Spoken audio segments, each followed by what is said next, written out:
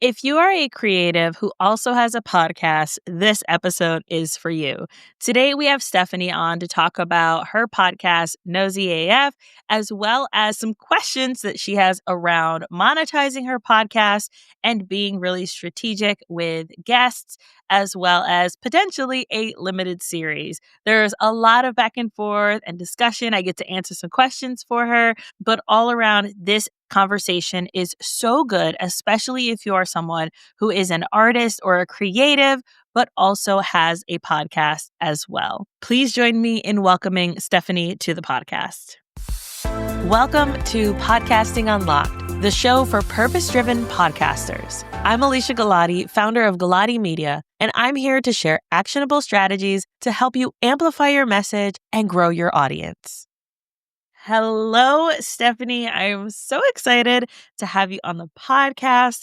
We met through the Feminist Podcasters Collective, which is a wonderful community. Yeah. I am obsessed with that community. It's one of the very few spaces that I put a lot of effort into being part of. So I'm so happy to have you on this show. If you could start by telling everyone a bit about you, what you do, and your podcast. Yes, I am so happy to be here. So, hi, everybody. I'm Stephanie Graham. I'm an artist and filmmaker, and I run a podcast called noseyAF, Conversations about Art, Activism, and Social Change. And on that show, I talk to artists, activists, filmmakers, culture workers, just about what they're doing, why they're doing it. And honestly, like if we could take a bit of their practice and like apply it to our practice as well. Practice meaning like business. That's what we say. That's like what artists say, like practice versus business. How long have you had this podcast? I've had this podcast since 2018. But I took a small break when I was moving. I had to move back home because I could not find an apartment. And so I'm trying to record, but then my mom is watching her soaps. And I didn't want to be like, you know what, Mom? It's like they're doing me a favor. Let me just wait. And so now I've been back in the mix for maybe 3 years now. And I'm on a little bit over 60 episodes I have in all. That is awesome. I love that. What's your release cadence? I try to go seasonal, about 10 to 12 episodes a season. I try to do 2 seasons a year, but I try to be bi-weekly. But because sometimes if like things get busy in my art world, I'm totally a one-man band. It does start to get a little bit spaced out, but ideally it's every 2 weeks when in season. That's awesome. Yeah, I think that it's so important that we find what cadence works for us, right? Whatever that looks like for each person, and then what your capacity can handle. Because like you said, you are a one-person show. And so you're doing the editing, you're doing the marketing, you're doing the guest management, you're doing all of these things. And so I love that you created something that's like, okay, this is my intention. Life happens too, because life be lifing, and your audience is aware of that too. But kudos for podcasting since 2018. That is awesome. Yeah. That's about when I got into the space as well with my first show. And I feel like podcasting has changed, not the medium, but the way in which the back end works has changed so much since then. And then the way to market the podcast has changed so much since then. What was that like for you from the beginning to now? What's worked then and maybe doesn't work anymore and is working now for you to grow your show? I think, in as much as I don't like it, but Instagram. Nice. I think putting out like, I used to do the audiograms. Now, if I do the clips, even though I'm like audio first or audio only, really, but I do have the clips. So I will put reels on Instagram. I feel like that gives some visibility to the show.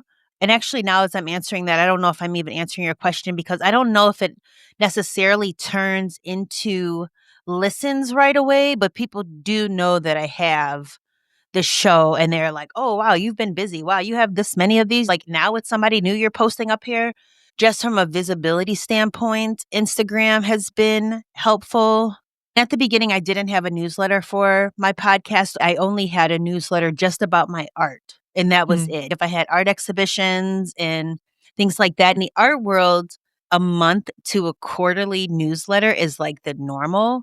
And so I've still been really intimidated to start to email my art only list like Mm. once a week, maybe twice a month. And I think that that's a lot. Friends of mine be like, dang, people are unsubscribed from my email. And they send like a quarterly list. It's like, really?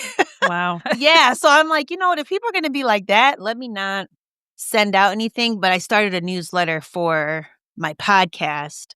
And so that I send out now more often. And so I feel like my podcast has moved to being like its own little mini house, Yeah. in my orbit, which is interesting and fun. It's like, wow, like I think of my podcast as a side business, even though it is very much all intertwined into what I'm doing.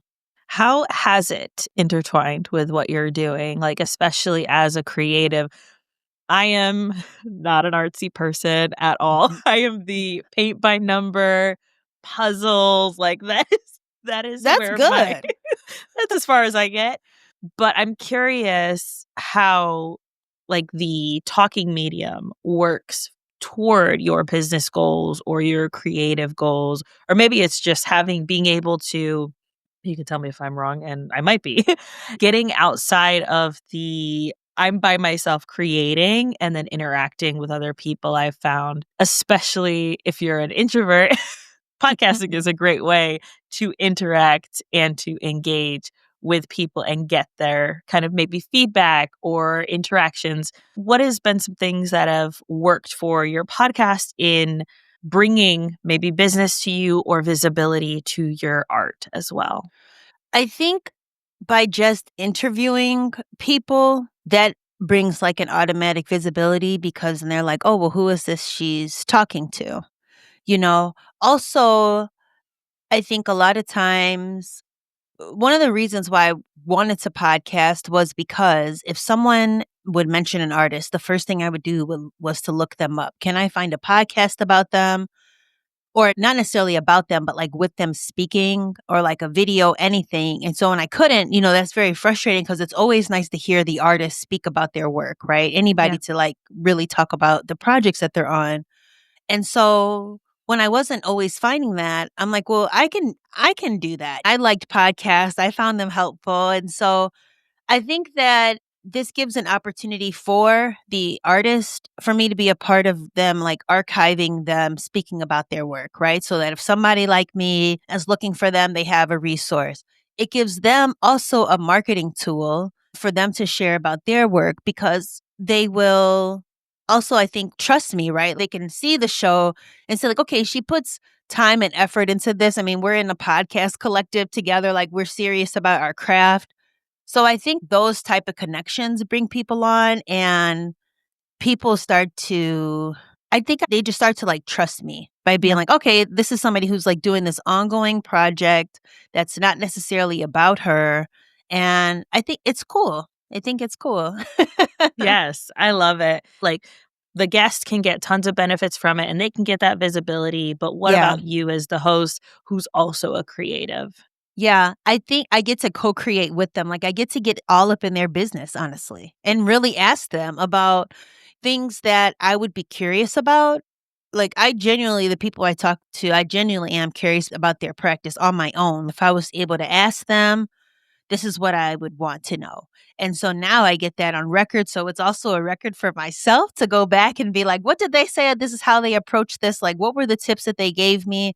It gives me an opportunity to become friends, like have a relationship with them because now, we've spent an hour or two with them. Like, 'cause sometimes I'll do pre-calls so that I always tell them beforehand what I want to know. I don't like Right. just come on there. So that way they can either be like, yes, no, or, they can have some sort of sense to think about it.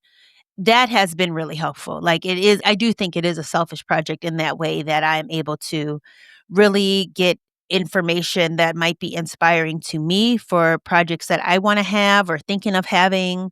And so that's been really good. And also like I want to be Oprah, I want to be Phil Donahue, I want to be Ricky Lake.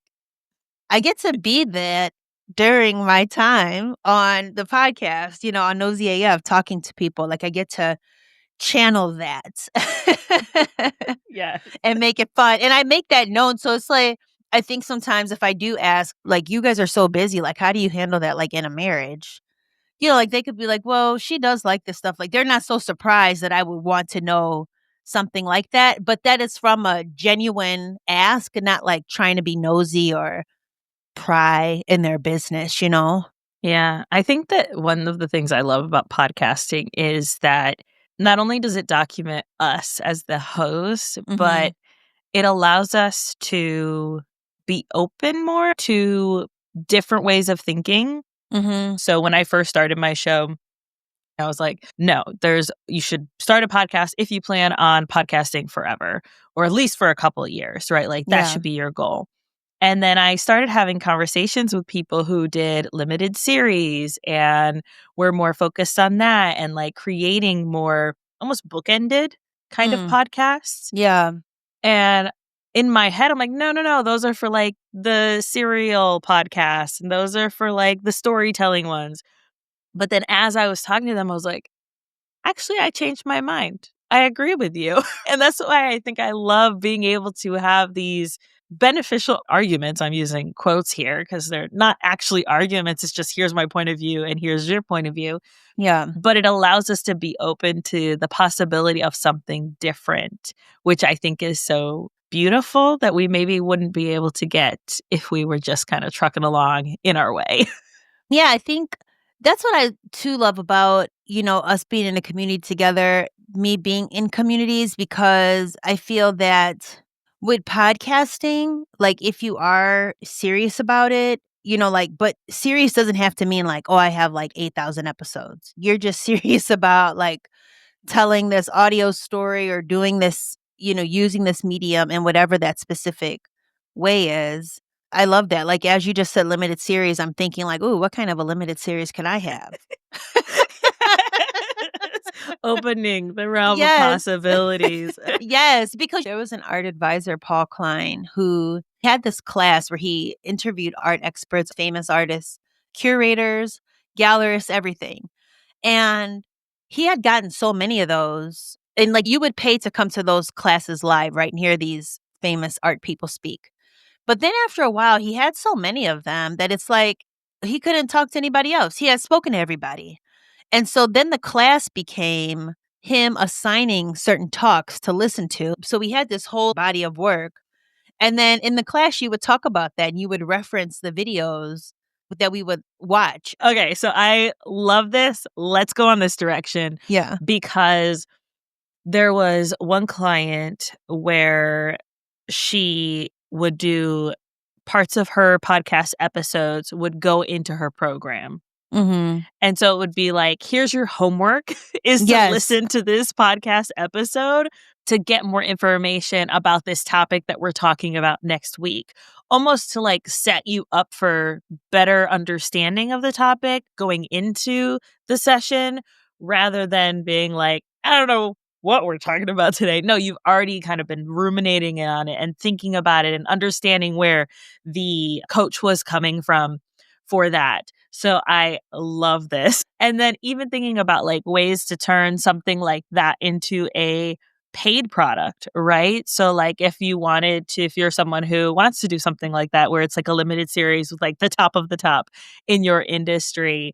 I know there was someone who was part of our collective, Make saying we did an episode with her on creating conversations with your guests that they're proud to share and really talking about consent in the podcast guesting and hosting collaboration. Yes. And like the one key takeaway from that conversation was around making sure that you have something in your intake form that says, is there anything you don't want to talk about? Yes. So that way you can like create that consent right off the gate and then double check with them if you need to, if there's anything that they needed to take out of the episode at the end. But Yeah. Make does this thing where she has a audio summit and it's paid.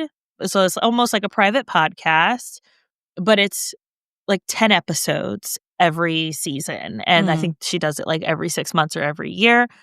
And then collecting them to then have a very low ticket offer. So this is something that people could do where if you're like, Hmm. I kind of want to play with this limited series idea, but I want to keep doing my podcast, but I want to create something that genuinely helps my audience and is beneficial for them, Mm. then something like this could be a really great idea. I'm even thinking as the host, if you didn't want to have guests on, if you just wanted to create something that was you, that was here is a private podcast, you pay $17 for it, and it's 10 episodes of me talking about Ah, 10 steps to whatever, right? Or 10 key things you need to know about the topic. So there's so much that you can, and this is what I love about yeah. podcasting is that you get to do whatever you want to do with it, and you get to test things out and try things out and say, "Ooh, that really resonates and I want to try that," or "No, that does not sound like a good idea for me at all." And that's okay too. Yeah, you really have my, like, wheels spinning now because I'm like, "Ooh," because also, like, what do you think if you were to do, like, a limited series, and I guess it is probably best if they're solo episodes, but if you have somebody on your show and then you offer like, if our conversation, right, and then you made our conversation a paid offer, is that just understood that, like, that's all you? Or, like, would you what if somebody's like, "Well, how much am I getting off of this? Like, I was there too," because that seems like that could be a possibility, or I don't know. Any thoughts? I don't know. Now I'm interviewing you. So many of my things are like I talk to artists so much. My next season is I plan to have just all solo episodes, but yeah, I think about that where I had gotten advice to have an interview with someone and then have that particular interview behind the paywall. And it's like, well, how are they going to market it if I have behind the pay? Like it just opened all these questions where it just seems like, money's icky anyway It can be. or scary. Yeah. So I don't know. Yes, I have thoughts. So I would say the first thing and the first step would to be in your agreement when you want to have some type of contractual agreement with your podcast guest that says by participating in this conversation, you say that Alicia's business is allowed to use this for any, and then it kind of goes into a list. Let me just tell your listeners that your podcast onboarding process could be a class in itself. It is so seamless. It was clear. I'm like, "Dag, you go, girl." Thank you. Telling you It could have is. us for a weekend workshop. That's an offer right there because I would be first to sign up. I love that. Okay, so this is what mine says. It says, by participating in Podcasting Unlocked podcast interview, you agree to allow Galati Media to record, distribute, and disseminate the podcast in any manner. You also agree to allow Galati Media to retain rights to the produced media for monetization or future use in speeches, books, and all other public distribution. Do you agree? And so that covers me pretty well, that Yeah. if I did wanna use it however I wanted to in the future, then I have that ability to. I highly recommend checking out the free downloadable by Gordon Firemark. He goes by the podcast lawyer, and pretty much what I did was I took what he had and then made it my own to include everything that I wanted my podcast agreement to include. He does have a freebie. I highly recommend checking that one out. And we'll have a link for it in the show notes for anyone who's like, wait a minute, I Right. want it too. Right. Exactly. So I would say that would be the first thing. And then the other thing is you could do an affiliate with the guest. So this is something that Okay. Make does do in hers is they get like 50% affiliate commissions. So if they send someone her way using their code, then they get a 50% kickback for any sales that are made through those affiliates. And Mm. so that gives the guest more of an incentive to share about it because it's like, hey, all I had to do was show up and be an expert, and then I can make some continuous money from this. That's not just, hey, this is a podcast and then it's out there for free, but it's something that I can make some money from as well. Okay, that's great advice. Yes, Yeah. I love it. Yeah. You had another question before we got on. I feel like we could just riff off of that, Yes. talking about how your guest was like, hey, I have this thing coming up. I want you to interview me. And you were like, sure, let's do it. And then it didn't really work out in the time frame that the guest wanted. Right. And they were like, well, I wanted it to be out before my whatever came out. Maybe it's you have a guest. We see this a lot as podcast hosts. People are out on their book tour and they have a book coming out or they have a program coming out and they want to talk about it. Yes. Give me a little more on what your question is around that. Yes. What happened was an artist who was interested in having me interview them for noseyAF wanted to have it done by a certain amount of time so that it can be opening up for their exhibition. And I told them I couldn't promise that because I am not the press, but I'm still more than happy to talk to them just because their practice is great. Also, at the same time, in another independent podcasters community, there was a really rich conversation going on about if somebody wants to be on your show, should you charge them? And the gentleman that was speaking or talking in this chat made some really good points. He's like, look, if I'm not reaching out to you to have you on the show, if your work does sort of align with what my show's about, to me, that is like paid media and you should be charging me. It's like an advertisement charge. I should be charging you. And so I just wonder what you thought about that. Yeah. So I definitely have some thoughts. I don't think that every guest should be charged who pitches. I think that sometimes there could be some really rich conversations in there. And then when money ends up being exchanged, it can dilute that conversation to something less than. Oh. So giving it, sometimes the host feels that they have to follow a certain set of questions because the Oh. person is paying to be there rather than just following their curiosity. And so then the audience doesn't get the most authentic conversation from both sides. So I don't tend to agree with the idea of just if someone pitches, then they should be charged. I think that as hosts, we really have to do our due diligence and say, does this align for our audience? And always like our audience first, almost like a mama bear for our audience. But there are ways to get guests that do pay.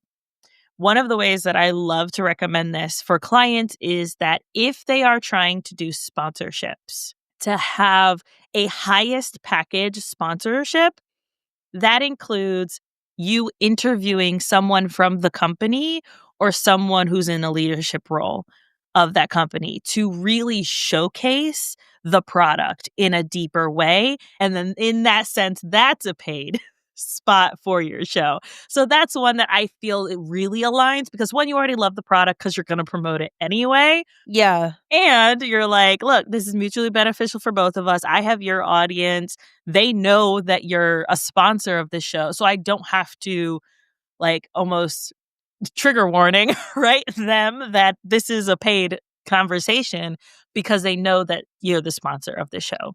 And so I find that one, it allows you to charge a little more, but it also makes a deeper conversation for your listeners to understand why you stand behind this product.